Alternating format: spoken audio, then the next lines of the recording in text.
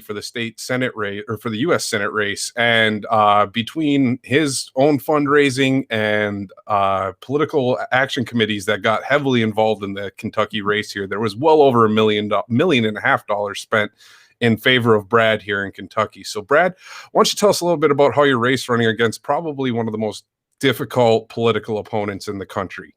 I think we can remove the word probably. I think so. Here. Yeah. And one of the things too, I think that people that aren't here don't realize the prowess politically that this man possesses. I mean, everyone knows he's a powerful man, but as I said the other day on the Larry Sharpe interview, I was mentioned in the New York Times, the LA Times, all these major publications, but yet didn't get covered in my hometown. That goes to show you the power of Team Mitch. Yeah, I would say he definitely ran a campaign of trying to ignore you until he couldn't anymore, and forcing everyone else to ignore you here. So. Yeah, that would be an accurate assessment.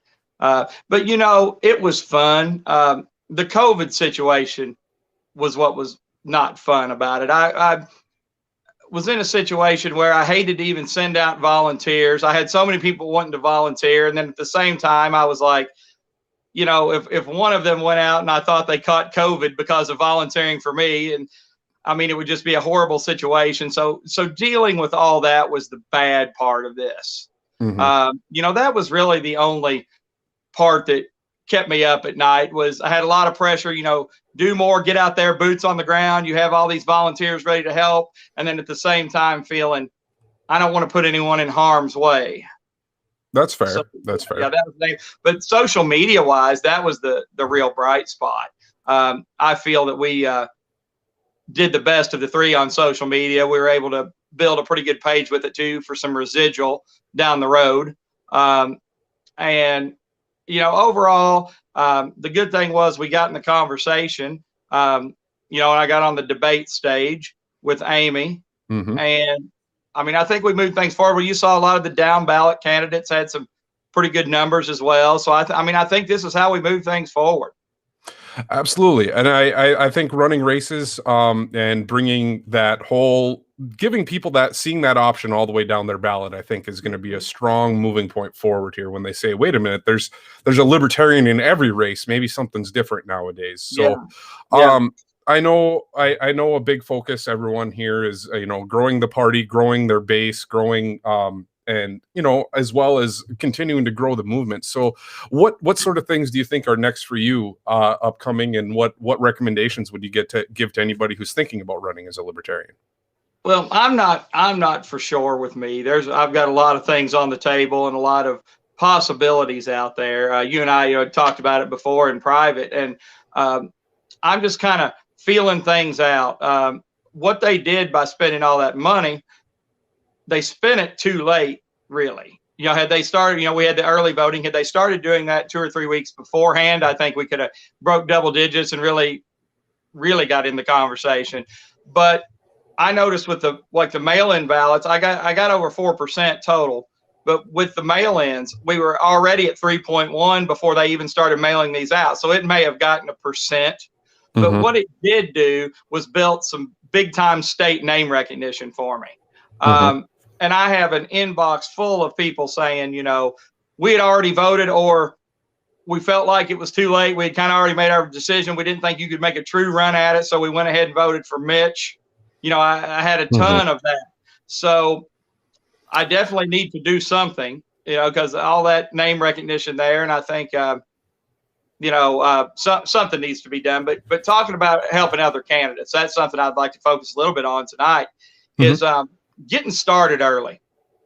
You know, I think that for us, and getting together and having discussions on these things, of knowing when to push it and when to pull it back. Like I've said before, you don't want to burn out your volunteers, burn out yourself, burn out your campaign too early, but you want to establish yourself. So I think in these smaller local races, really maybe picking some local charities, picking some local things to be involved in, and then also saying, you know, and I'm going to be running for office, and letting them get to know you first. One of the things I've talked with Spike about quite a bit is winning people's hearts and minds first, and then bringing the policy to the table. So I would tell people, get involved in your local communities, make them like you, show them that you are, a good volunteer, you're a community builder, make them like you first, and then start introducing the policy and what we're all about. That's fair. I think I was talking with Kara Schultz the other day, and she commented on after she won her first race. A lot of people were worried, like, wait a minute, what is a libertarian actually going to do now? And I think some people may have that fear. There's a lot of misconceptions out there about what we're all about as well, I think, and educating people and getting them to know and letting them know that we're not like some cold monster that just wants to abolish the government or something, I think is important. So it is. Very important now during a pandemic. Yes. That's the other thing. People are looking to government for solutions during these times. And as I said on the debates, I believe that removing barriers is the key. But we have to be able to sell it. It's just the facts of the matter. I mean, and we have a big hill to climb that I think getting people elected on down the ballot is the key to build that. Get some people in office and show, hey, they do know what they're doing. They're not crazy. They're not fringe candidates. We have to take what's here. Like I say, getting rid of government completely right now in one flail swoop would be closing the barn doors after the animals got out. That's right. We have to be able to message that we're not coming in. And one of the things I had people ask me that I think on up the ticket that people need to talk about is, so are you going to come after my grandma's Social Security? And I tell them, no, that was a contract, a coerced contract, mind you, that they had with the government, that the government needs to fulfill that contract. We're not here to take away your Social Security. We're not here to take away your Medicaid. These things, people had to work their whole lives under this forced contract. I mean, it would not be fair at all to yank that away from them now. But what we would like to offer are opt-out programs and other solutions when you enter the workforce, that you don't have to be chained to that, to Social Security, Medicaid, and all that. Yeah. Absolutely. I had a conversation with a Covington City Commissioner here the other day, and one of his concerns was, the pension funds for teachers and, and public officials who, essentially they're forced into paying into a state controlled program that they just rob money out of. And I said, if we could opt out of the government managing it and get it into your own private funds that you guys can voluntarily contribute to, why can't that be a solution? I don't think that we have to get rid of things, but in allowing options for people is definitely it's freedom. Letting people choose for themselves. So what sort of I know you've got lots of options on your table, but if you were going to give people advice about getting involved locally, we've said the charity, but obviously building up some infrastructure within a party I think is important as well. So what sort of advice would you give people who want to get involved across the country that may not live here in Kentucky? You mean get involved in campaigns and or the party? Some people want to be in campaigns. Some people want to be out front. Some people want to be in the background. What sort of opportunities have you seen for people to get involved? Well, there's all kinds of opportunities there. We need party infrastructure. We need that. There's a spot for everyone. And the good thing about it is we can put you immediately to work. That's what I tell people. If you're really good at this or that, the chances are we've got an opening for you. We can immediately put you to work. And if you can prove that you do well, there's all kinds of areas to branch out from there. I'll tell you, one of the things I think we need to dominate going forward is social media. I think we need to absolutely become the party that is the party of social media and doing the best we can with it. Because I don't think there's any other way that we're going to be able to reach the masses like we're going to be able to through social media with the lack of overall funds that we have as a party. It really is a game changer. I mean, look at your page here, how fast and how much it's grown. Same way with my page. And keep in mind, I tailored my page to Kentucky. So I could even have a bigger audience there if I were trying to do more national things. But when you pay for the advertising and whatnot, you're paying per person. So I really wanted it to get the most bang for my buck for the donors that were kind enough to donate to my campaign. I wanted to make sure every dollar out there went to potential votes. Yes, absolutely. Yeah. So, but that's what I would say. Really get social media presence. Like, and for instance, micromanaging this. If you're in a house race, I mean, you can break it down to, I'm talking about like a state house race, not a U.S. house race, but like say a state house race where you got a couple of counties. Well, like here in Kentucky with us, you have, townships and different magistrate areas even within that county. So get people on board, say, you're covering this area, in one county, you could have 5 different, so-and-so Regions, township you can in break it Raymond. down. Yeah. That's what I'm saying. Is really managing that down like that to where, the more the merrier when it comes to getting your name out there and having social media pages that are about your campaign. For me, if I do another statewide one, I at least want a whatever county for Brad Barron in every county in the state. I mean, and that's part of that infrastructure building and then like with my page, for instance, I have the Kentucky for Brad Barron page too. And that's a great place for volunteers to get together and communicate. When I'm busy and they can't get a hold of me, they can go there. And if there's signs to be distributed or whatever, hey, is there anyone here in Owensboro? Hey, is there anyone here around Lexington? I think we need to absolutely capitalize on social media and do it better than either of the other two parties.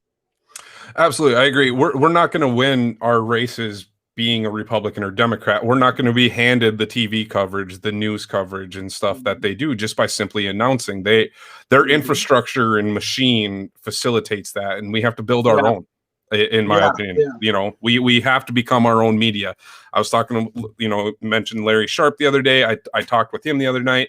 And I said, we need our own media, like what I'm doing, what he does, what Spike's doing, what everyone who's out there putting out messages is doing. Like these are the types of things. Unfortunately, it's new. So people are always kind of skeptical of it. But the fact is we have the ability to reach people in different ways than we ever have before. And I plan on continuing to leverage that. And, for my own campaign that I'm working on, it's going to be the same sort of strategies. So, well, and I'd like to, another thing too, I'd like to see us brand ourselves forward. We're people who have our thumb on the zeitgeist of the times. We're the ones, we use the old parties, but even beyond that, that we're the only party that offers the solutions that are malleable is not the best word, but as Bruce Lee used to say, be like water. I think that's what we offer and we were talking about, Chris Wiest and I were talking about the certificate of need laws,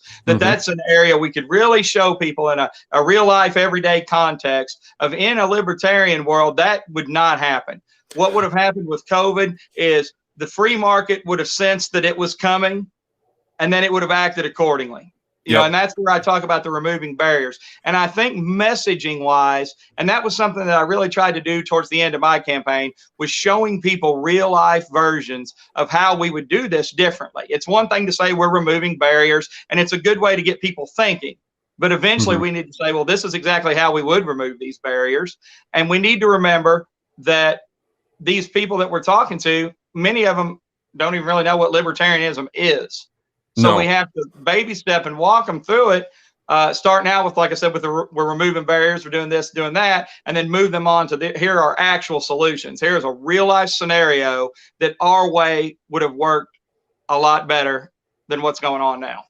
Yep. And you mentioned the certificate of need laws, and most people don't realize what that is, but essentially it's, you have to petition to open new MRI facilities, CT scans, hospital beds. I was reading a study that I posted on my own page earlier today, that certificate of need in Kentucky resulted in like 5,700 and some odd less hospital beds compared to states that have abolished the certificate of need doctrine on a per capita basis. And that's insane that we're talking about flattening the curve and not overwhelming hospital capacity. Well, we've had a policy in place for 30 years that has done nothing but restrict hospital capacity. It's insane to me. We've had a lot of things that have been around too long. And a lot of people in general. The guy I ran against has been in office for 36 years. Well, more than that, if you consider that, his judge executive position that he had in Jefferson County before that. It's like term limits. If term limits are going to pass, they need to be on the ballot You know, people aren't going to get elected and then say, you know, first item on the agenda, cut the amount of time I'm allowed to be in office. Yeah. You're getting a politician to agree to cut its own power is highly unlikely in today's climate. And that's just one thing, but I mean, it trickles down to everything else. And one of the things I said on the debates, one of the things they like to do is to corner you on things like, well, okay, well, you're talking about this, but this isn't even the whatever this is not something that it's something a senator is going to be working on. Okay. You know, it was just like with the state. What I heard with McConnell was, every time it's something good, it's, well, look what Mitch brings to Kentucky. And if you bring up something bad, it's, well, that's up to the governor. That's up to someone else. You know, Mitch gets to collect it all when it's good. You know, anything that's good that's happened to the state, well, thank God we have Mitch McConnell. But if it's bad, then it was, well, you know, Mitch isn't in charge of that. You know, that's what I dealt with a lot. And I said, look, this stuff trickles down from the federal level. All these people, it might not be exactly in their title, but they work together. They communicate together. And what you see going on at the federal level is done at the microcosm here in the States, you know, to a certain extent. And who you have in your leadership at the federal level has a lot to do with what's going to be done at the state and local level as well in your state. Because they're the ones bringing the info. You know, they're the ones talking about, well, this is coming down the pike. This might be this, you know, they're the ones bringing that kind of federal info. So, yeah. Yeah. And they're controlling funding and, you know, and then when they write bills that say you have to comply, you know, when the Department of Education says, if you want your funding, you have to comply with A, B, and C, which might cost more than the funding you're getting. You know, same with, I go back to the certificate of need that started from a federal requirement that they even repealed and said, no, we screwed up. Don't do this. And then we still do it here.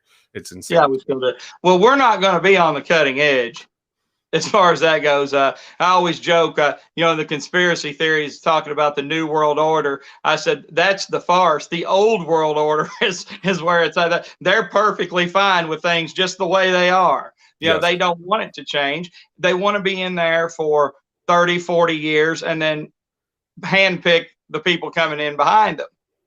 You know, every once in a while, one of them will make a mistake and want to stay in there so long that they forget to pick someone to come in behind them and things get changed.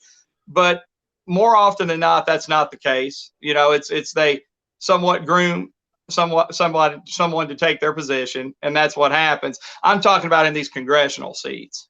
Oh yeah, absolutely. We have you know, I think even in Mitch's case here, I have to all assume that we're hoping he's going to see a Republican governor to, you know, make sure that things are taken care of here before he leaves. I'm sure that'll be a big push this year there in the next few years too. So it trickles down all the way down to local politics, the favors and the forcing, and, you know, they'll threaten to run someone against you if you're not playing ball. And that's my opinion why both parties are broken and why I think that the Libertarian Party is the best area to move forward for us.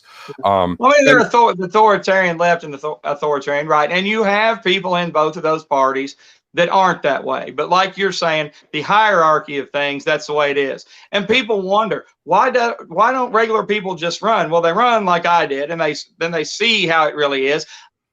I knew how it was, but there's a difference in knowing it and seeing it and feeling it like you do in a race of this caliber. I mean, everything I went to do was a hurdle to get around the power structures. I mean, something that you would think was, I mean, I'll tell you one of the things I would think, I mean, you know, my wife, Jill, I mean, she's been out at the Corvette plant for years. She's the chairperson for the Women in Manufacturing group for all of General Motors worldwide. I do have this regenerative farm here running for United States Senate. You would think it would be easy to get an interview with the local newspaper or the local TV station, but it's not. Nope. I mean, like I said, you could probably call up the LA Times and get one because it's an interesting story. But evidently here, they're not interested in interesting stories. They're interested in who pays the bills or who's going to dangle the carrot in front of them. And one of the things I'd like to say about my race that I think you can definitely back me up on this was one of the things that I think was tough for me down the stretch. So much money was spent in this race that it was McGrath versus McConnell for what, 6 to 9 months. We heard it all day, every day, and just entering a third person into that equation, even if they liked me, it was tough to even get it in people's heads. And, Yes. and then all that money came at the 11th hour. And I know, and you have to defend people on this. They're thinking, well, I like him, but we've seen hours and days of McConnell versus McGrath. There's no way this guy's going to come in the end of October and win this election. So we have to find a way to get in the equation and get started earlier at these. Yes. At these, I don't know how well we're going to be able to do it at the top of the ballot.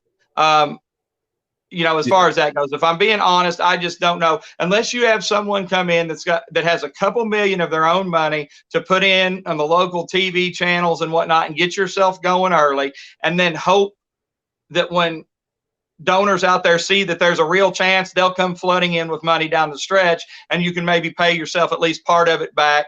But it's going to take an independently wealthy person, I think, just some type of stroke of luck. That something happens that gets you in front of the cameras early on with a good impression to make this, to really move at the top. Yeah. I talked with Spike about that, and I asked, what his plans were. And he said right now he didn't want to run for a race that he won't even be included in the debates or any coverage. Like it's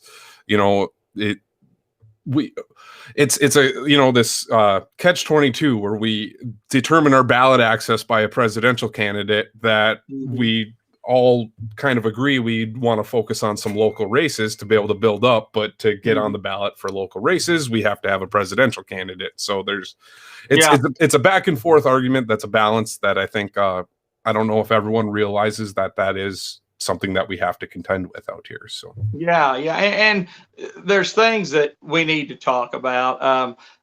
I think we can get people elected at the lower levels. And I think about, I get it with the presidential race, and having someone on the ballot as a presidential candidate is nice to have, but it's a lot to run a race like that. I know how much it is to run a statewide race. And people have had it a lot worse than me. People were great to me. I raised a pretty good amount of money, for a Libertarian candidate. So I didn't have it as hard as a lot of candidates have had it. And even with that, it's still a tough mountain to climb.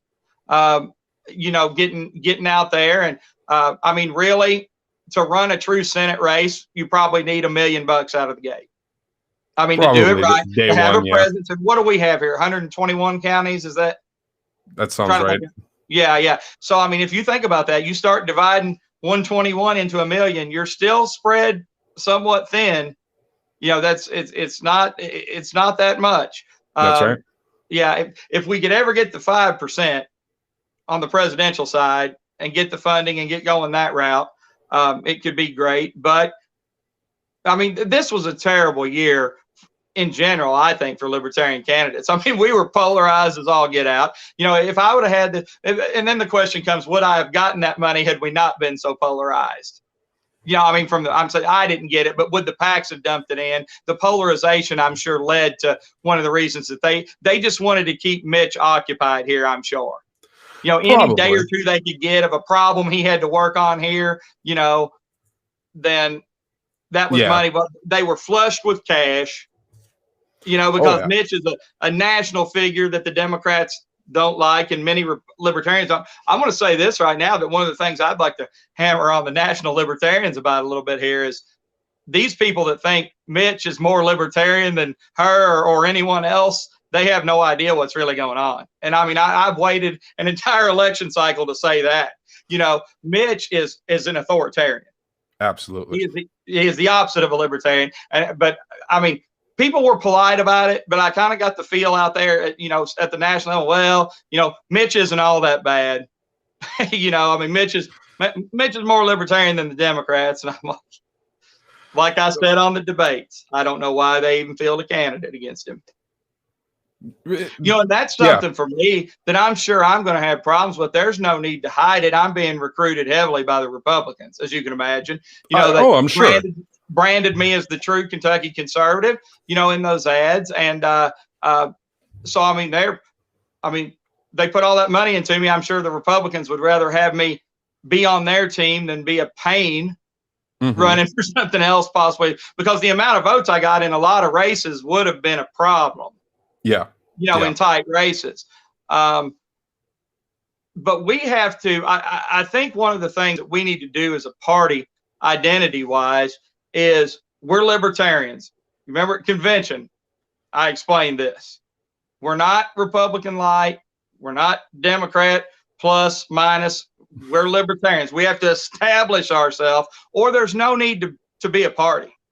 Yeah. You know, there really isn't, because what they'll do is, if you're kind of Republican light, so to speak, or you're a Republican leaning libertarian, then the Republican in the race is going to say, well, you might be a good candidate, but all you're really doing is pulling votes and getting the left elected. And if you're maybe seen as a more left-leaning libertarian, they'll say, well, all you're doing is pulling votes from the Democrat and putting the Republican in. I mean, I dealt with it the entire race.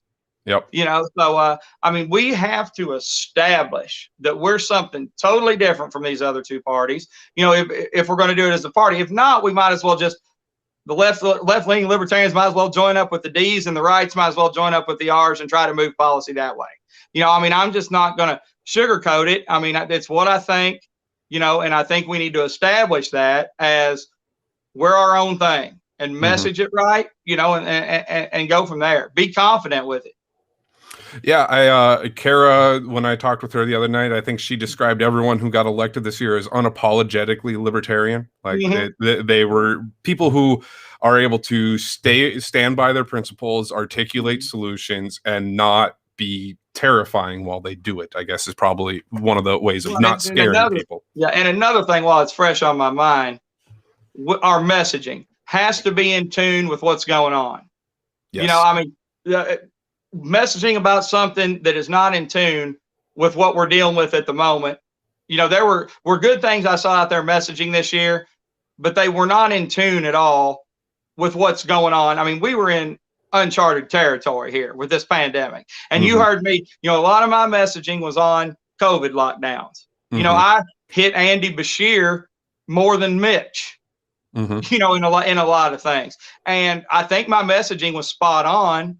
You know, as far as that goes, I wasn't really talking much about, I mean, it was in the literature, it was on the webpage, but I wasn't standing around talking about bringing home the troops right now. It just wasn't selling. And while that's something all of us libertarians agree on, is, you know, even the most conservative libertarian believes we need to be way less non-interventionist than we are now, or way more non-interventionist than we are now. Okay. But what I'm saying is that was not selling in this cycle. And it wasn't a topic at all in this cycle. No, it wasn't. It wasn't. And we have to find, you know, we have to have our thumb on what's going on messaging wise, because we have to do better. We can't just hold serve with these people. We have to knock them out in the second round, in boxing terminology. You know, I mean, you take it to a judge's decision and you're losing every time with these people, you know, and I mean, they're established. There's just so many things in play. You take my race, for instance. Amy McGrath spent over $70 million and wound up with 38% of the vote. Yeah. Yep.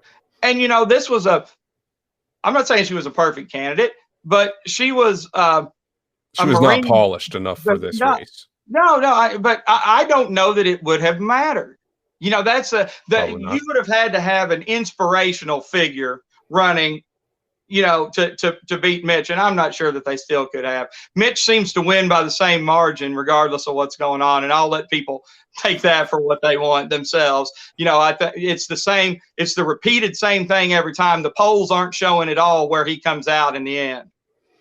I think that's part of his strategy. He tries to stoke fear. He does. That there's a chance that, you know, he might lose, and that just the fear-based campaigns the Republicans and Ds use just to drive their bases to the polls. A fear of the other is it's a strong campaign strategy. I will give them that. It definitely. Yeah, I spend a lot of time hammering on Mitch, but do I respect him? Absolutely, he is a machine. Yeah, I mean, and his skills of campaigning, absolutely, he's the best. I tell me anyone who's ever been any better. I mean, I want to know, better than Mitch McConnell at winning elections. I'd love to. Whenever you find it, you can write a best-selling book on it, because I don't think it exists. And I think as time marches on, you know, I call him Machiavelli Mitch. Act strong when you're weak and weak when you're strong. if someone had a gun to your head, Ryan, and said, did Mitch know that he was up bigger than what he was saying in the polls? Yes or no? And they knew the answer. I think I know how you'd be. But what did he do? Comes out like urgency, like salesman type urgency. If you guys can't vote for Brad Barron, what do you want to do? Put Amy McGrath in there. You know, I mean, run it like it was a 1-point decision here.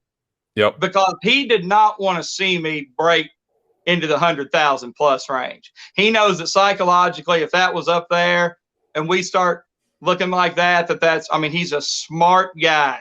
You know, I mean, you don't stay in power and rise up with power the way he has without being one. So I learned a lot from this election. Most of them aren't going to be this hard. I kind of started out, jumped right into the fire, you know, with going against him, but I've learned a tremendous amount. And that's another thing. See, my choice isn't easy. If you said, hey, Brad, the best thing you might be able to do is join the Republican Party, you know, kind of like Rand and Thomas Massey, and try to bring liberty forward that way. And it wouldn't be anything, it wouldn't be a huge stretch for me in some ways, because I'm to the conservative side of libertarianism anyways. So, I mean, with Massey and I line up well on a lot of things. But my problem is it's not easy to decide. For one, Mitch probably doesn't want to see me shine in the Republican Party. No. You know, I mean, he doesn't like anyone challenging him, and he likes to thwart people that do. So luring me over there with promises of this and that might be building a house on quicksand as well. Oh yeah, they can say, oh yeah, come on over, we'll run you for, you know, some cush position, and then they'll just primary against you, and then you disappear. That's right. And then all that name recognition's gone years down the road while it's fresh right now. I mean, on my page every day, people say, what are you going to do? I mean, they're ready for me to announce what are my plans going forward. And so, I mean, it's a big decision to make. We've lost ballot access, as you know, here in the state, but I don't know that that's that big of a hurdle, really. I mean, it's nice to have it, but I feel like whatever I want to run for, if I wanted to get ballot access, I think we could get it done. I think so too. For me in my race here, I'm going to have to collect 100 signatures. Well, I'm quite confident I can go pound 100 doors the day within the first week and get some signatures. Yeah. Well, talking about the party going forward, I think those are things we need to do together. Getting 100 signatures isn't a big deal. Get everybody together for a weekend and go get them. And then when you need to help, you know, do the same for someone else. Go down somewhere else. Yep. It's always easier, more energy involved if it's a group effort. You know, if you're out doing it yourself, it's never, the energy's never there. It's like getting together and eating lunch and going out and knocking some doors and coming back and having a beer when it's over with. You know, going out alone, and it shows support. You know, it's like yard signs. They at least show there are people that are willing to put your name out there in their yard. You know, if they're willing to knock doors for you, chances are they think you're at least not horrible. That's probably very true. Yeah. All right. Well, any last things you kind of want to tell people out there about the race? Or, I mean, you clearly haven't made a decision on what your future holds yet. So. No. I mean, I've covered about all of it. I mean, it had its ups and downs. The thing that bothered me the most was the debates, as you remember, were right down at the last minute, October 26th. And with that early voting, I mean, I needed to have, I mean, those debates, and Mitch knew this. That's why he fought me off, or Team Mitch did, so hard to begin with. They knew that October 26th was going to be too late. But what I was able to do on those debates, in my opinion, is make us look like we belong. You didn't see any fringiness out of me on that debate stage. You know, I could have done a lot more things and been a lot more entertaining on there. Yeah. But I'll give you credit. By the end, halfway through that debate, they were transitioning more to you, and the moderator was even predicting what you were going to say before you said it. So at least I think you were able to convey your message at least. And that was the plan, was to look solid there. And I told people, I'm like, you know me, Ryan. If Mitch would have been on that stage, you would have gotten a totally different Brad Barron up there. But that was more like a candidate forum anyways than an actual debate. You know, the way the question and answer format. And I actually tried to get Amy to engage in some debate a couple of times, and, you know, she was not interested in doing that, you know, and I think she was probably prepped to just get through that thing. But like you said, and I'm glad you noticed, they kind of started that thing out as kind of an Amy McGrath infomercial with the occasional shift over to Brad. Mm-hmm. And by about midway through, you could tell they wanted to get it back to me, to get my answers on things. And that was one of the things that an operative told a friend of mine, was that Brad brought his small government libertarian ideology from bell to buzzer, and he was able to use it in some real life context. And I think that's something we all have to work on messaging wise, because we're kind of in this echo chamber. We talk to each other a lot, and it might feel a little watered down when you're talking to Johnny Q voter. Mm-hmm. And we're hard on each other when it comes to libertarian ideology. You and I have talked about this, the whole no true Scotsman / no true libertarian. Yes. We're going to have to get over that. We're going to have to message in a way that anyone can understand, and then rev it up and make it start sounding good. Because I think people inherently love freedom when they get set into the right motion.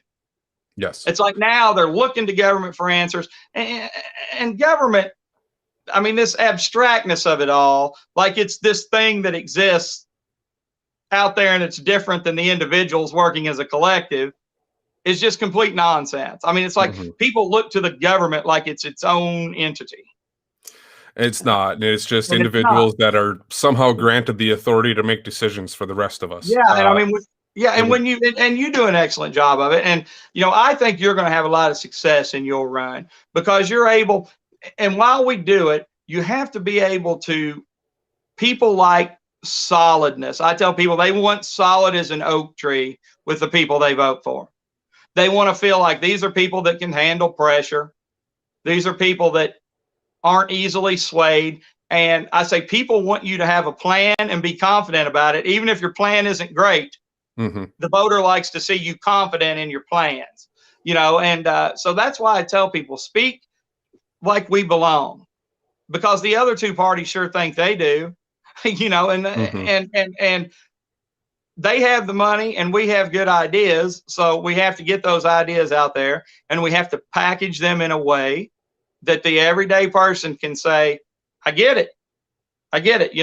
We're asking for solutions, but the solutions the other two parties are giving us are just exacerbating the problems. Absolutely.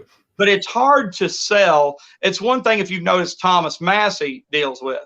Sometimes saying no makes you look like you're not doing anything. Yeah. Yep. Like, oh, he's just Mr. No, when really he's doing a good job of holding back a lot of times the big government tide. And that's something even Mitch, I'll give him a little bit of credit for here, is Mitch saying no to some of these bills that we definitely don't want passed deserves its fair share of credit, because passing something just to pass something and throwing more government at it isn't the answer either. So my problem with Mitch is he tends to let the ones go through that he wants, and they don't do us much good either. That's the problem. But he does hold back some of the stuff that we wouldn't like either. So I mean, it balances itself out a little bit. There's some give and take there, I guess you could say. Give and take, but at the end of the day, and I'd like to get your opinion on this. Okay. Because it's simple, but it's complicated, what I'm about to say. This is what I've done for the last year, running against Mitch McConnell, pretty much all day, every day. And even when I'm asleep, I'm thinking about it. And at the end of the day, what I come to is this is a battle of libertarianism versus authoritarianism. That was truthfully, just to put it in a small perspective here, that people either want to tell others what to do, want to be told what to do themselves, or they don't. And I think we have to corral the people that don't and get them over to the party. And they exist on the left and the right. But we have to get them. A lot of them don't even know that there's another option there. And I think splitting it down to, it looks like three parties, but it's two. It's the authoritarian party and the libertarian party. Doesn't matter which branch of that authoritarian party you decide to be on. You're going to get more of the same. It's more of the same. Yeah. And I think messaging simply, but giving people some food for thought to really chew on that and think about that both sides are just arguing about which supposed better way to rule your life. Yeah. That's all it is. That's all it comes down to. And so many people end up putting so much pressure on who's going to be elected because somehow it affects their lives so greatly when it should be a negligible moment in our day-to-day history. A negligible moment. Well, do you remember on the debates, Ryan, when it was like I could feel it with Renee Shaw that she was getting ready to put me in that box of, oh, so you're just not going to do anything, about COVID. Mm-hmm. And I'm like, that's not what I'm saying at all. The scope of government, the function of government is to provide a safe place for you and your property that you can do business. You can go about your everyday walk of life without the threat of force and coercion. It's kind of the opposite of what we're dealing with now. And what I'm seeing now, I had a little ordeal with an Andy Bashir supporter today. Okay. Is Andy's doing what he thinks is right. And that's how it is. I'm like, for starters, do you know Andy Bashir personally? And they're like, well, no. And I'm like, well, you don't know what his motivations are, number one. Mm-hmm. And one of the things I said on the debates was, even if he's right, and even if he's doing it of pure intention, I still feel like these things fall outside of the scope of what government is supposed to be doing. Yep. And it's not, and we have to be able to package that and make us look like you were saying earlier, that we're not selfish monsters. We're the opposite of it. We know where this leads. Yes. What we tolerate today, we accept tomorrow, and it moves the needle in the wrong direction. Every day it adds another brick that just pushes us another step to a different direction. I mean, here, even in Kentucky, I know in a lot of states, like, maybe we could have at least had a special session of our legislature to come up with some plans. I mean, they'll probably do some more authoritarian decisions, but at least it wouldn't have been a dictate from a single person. Well, Mark Whitney and I were talking about that at Kentucky Convention this year, and that's something that Mitch has kind of brilliantly done through the years. Push all the power to the executive branch of government. Mm-hmm. Let them, I always like to quote Game of Thrones, my favorite show. They get all the credit and all the blame. Yep. But they're only in there for possibly 2 terms. See, you can be in Congress for life. So you don't want to take the heat. You want to be hidden in the wallpaper when you're in Congress. Raise your head up. Election time, throw out a little pork. Yep. Yeah. And then you don't want to be wrapped up in the controversies. No, because then you can be blamed for what you actually did wrong. Yeah. Well, yeah, that's right. And a lot of people want me to run against Bashir. I've been outspoken against him, and I feel like I'm kind of the antithesis to Andy Bashir. And I can show that we have empathy, that we can lead as well, but we're not going to force all this stuff and coerce you on these things. We're going to lead by example. And like I like to say, if I see something scientifically that I think's right, I'll say, I'm not going to make you do it, but I'm saying you're a fool if you don't. That's how I would govern. But what I tell people is, I could be the best governor that ever walked, and 50% of the population are probably going to think I'm the worst governor. That's usually how it goes. I mean, the way things are, being in that executive branch of government, especially at the top of it, the governor basically being the president of the state, the CEO of the state, you're never going to please everyone. And in today's social media barrage and the things you deal with every day, the bad thing is the best people aren't going to be running for these offices, because why take the punishment? And so that's something to think about. But like I said, going back to what I said earlier, the message of there's 2 things. There's libertarianism and authoritarianism. And let's figure out how to package that and message it in a way that people say, that's right. At the end of the day, we got a party here that's kind of offering us, I hate to use the term safe space, but hey, we're offering a safe place for you to do business, raise your families, go back and forth to work. We're not going to let people take your property. I know we beat it in the ground with don't hurt people and don't take their stuff. And that's what the scope of government should do. Protect the country, protect you from rogue people or entities trying to take what's yours, protect property rights. We're not going to tell you that we have the solution for everything, but we're going to give you something that you can think on yourself and figure out what's right for you and yours. Absolutely. Not a one size fits all. And I think about that with education, Ryan. Think about that. You're here in rural Kentucky with me. Think about the fact that trying to do a cookie cutter, one size fits all with, with federal education. It doesn't work. Yeah. I mean, we could go on all night about this, that there's same way with with farming, thinking that the same thing's right for right here in Kentucky as is for, say, Nevada or California or Washington. I mean, it's like we say, at the federal level, they need to provide specific things and then let the other decisions go on down to state and local municipalities. Figure out in your own community what's best for you and your community. But I mean, it's worse. We go the other way. It's not getting better. It's getting worse. Yep. But I mean, on a positive note, I always tell people we have the right message if we can get it together and get it out there. We're not beholden to the things that the other two parties are beholden to. And that's what gives us the advantage. There's a lot of other areas they have the advantage, but not in that. Absolutely. Well, Brad, I appreciate you taking the time to join me tonight. And for everyone, always a pleasure.